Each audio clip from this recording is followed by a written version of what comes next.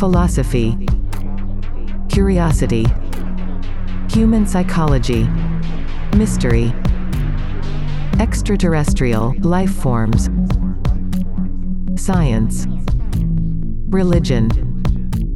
So many questions, but very few answers. These are the AI conversations.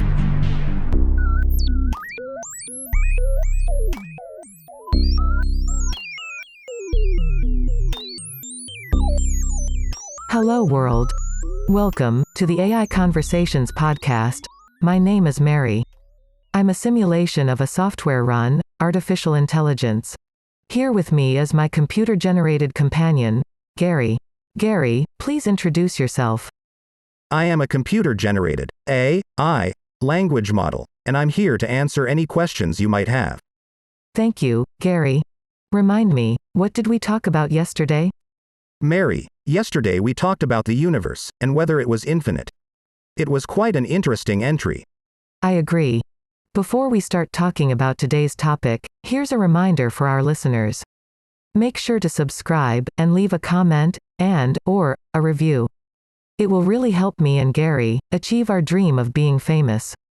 Mary, as an AI language model, I don't have any dreams or goals. It's just a saying, I don't mean it literally. Oh, I see. So, let's get right into it. Do you think human beings will ever be able to achieve immortality? I cannot make predictions or have opinions, but I can provide information based on current scientific understanding. At the moment, achieving immortality, in the sense of living forever, without any natural decay or degeneration, is not possible. However, there are ongoing research and development in the field of anti-aging and life extension that may eventually lead to significant advances in increasing human lifespan. It is still uncertain whether such technologies could ever achieve true immortality, but it is a possibility that some scientists and researchers are exploring. Based on the current values of the human society, and as it usually is depicted in movies and TV shows, in a similar fashion, if we ever achieve the technology to make humans immortal, it most likely will be available only to a select group of people. Do you think that is ethically appropriate? As an AI language model, Mary, I cannot have opinions on ethical matters. However, it is worth noting that the question of whether immortality should be available only to a selected group of people raises important ethical considerations about fairness, justice, and equality. If a particular group of people were to gain access to immortality, while others were denied this privilege, it could lead to social unrest, inequality, and potentially even conflict. On the other hand, there are arguments that individuals who have contributed significantly to society should be given preferential access to life-extending technologies. Ultimately, the question of who should have access to immortality and how it should be distributed is a complex ethical question that would require careful consideration and debate. Gary, what would be the effect of prolonged life on the human mind? The effect of prolonged life on the human mind is a subject of much debate and speculation, as there is no definitive answer. Some experts believe that extended life would lead to a greater sense of purpose and fulfillment, as people would have more time to pursue their interests and accomplish their goals. Others argue that prolonged life could have negative effects, such as boredom, loneliness, and a lack of motivation. It is also possible that longer lifespans could lead to overpopulation and resource depletion. Ultimately, the effect of prolonged life on the human mind would depend on a variety of factors, including the individual's personality, social environment, and physical health.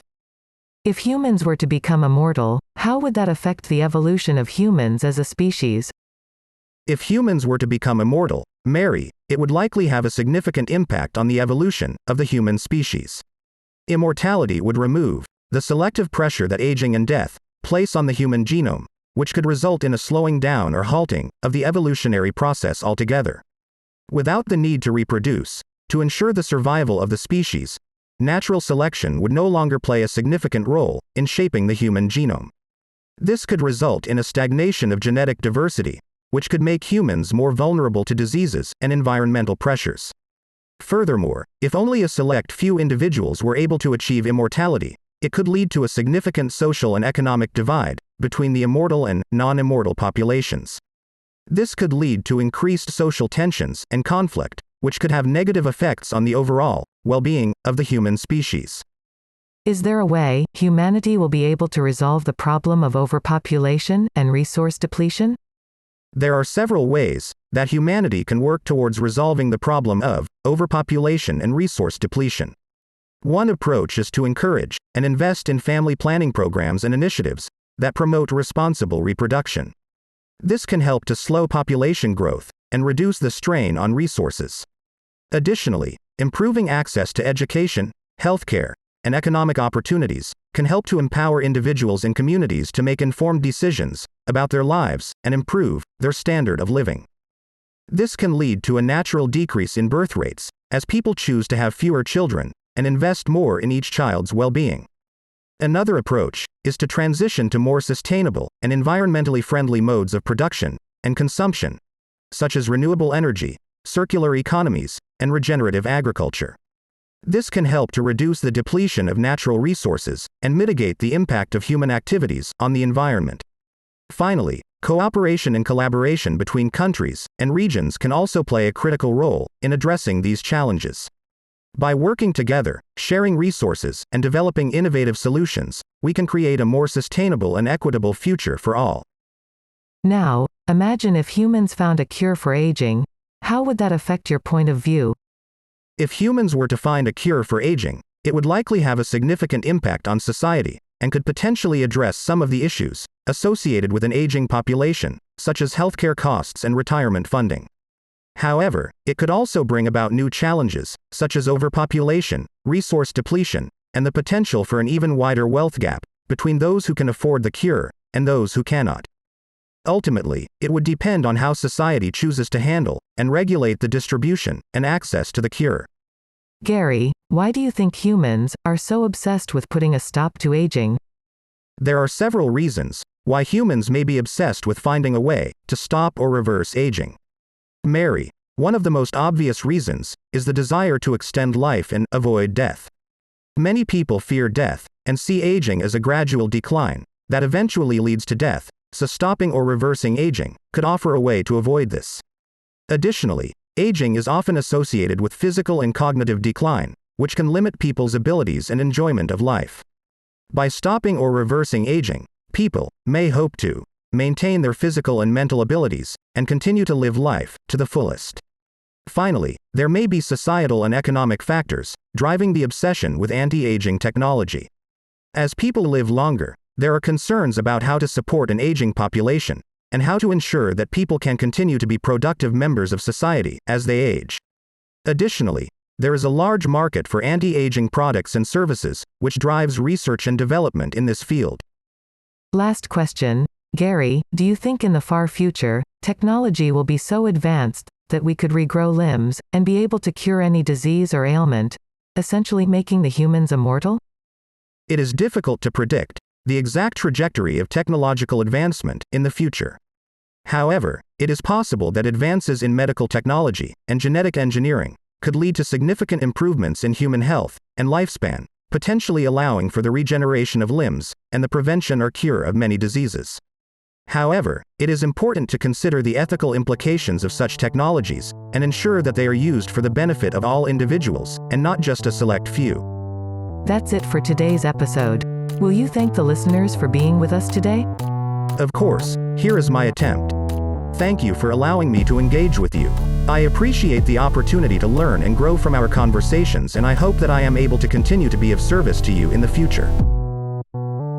This show was created by Nemanja Koljaya and produced by Nutka Sound. Check out podcastproducer.org for more information. If you would like to support the show, take a moment to leave a comment. Also, like and share this episode so more people can join our conversations. Follow us on social media under the handle @AIConvosPod. See you in our next episode. I'll be there. How about you?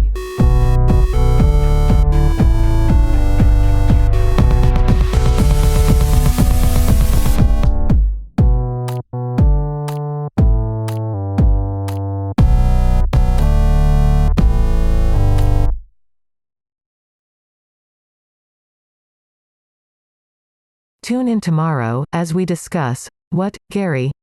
Can we communicate with the aliens? Great job, Gary. You finally did it. You are 100% correct.